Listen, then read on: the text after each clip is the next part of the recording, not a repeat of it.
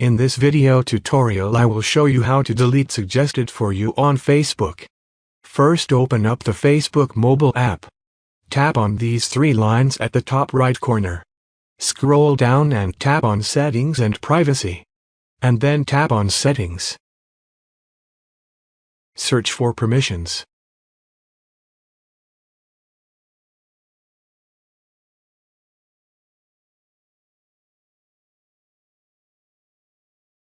Here select Device Permissions.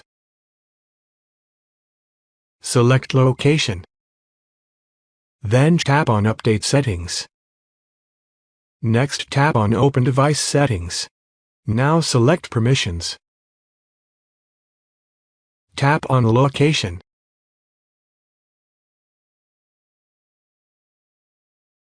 Then change this to Don't Allow. And from now you'll hopefully don't receive suggested for you on Facebook.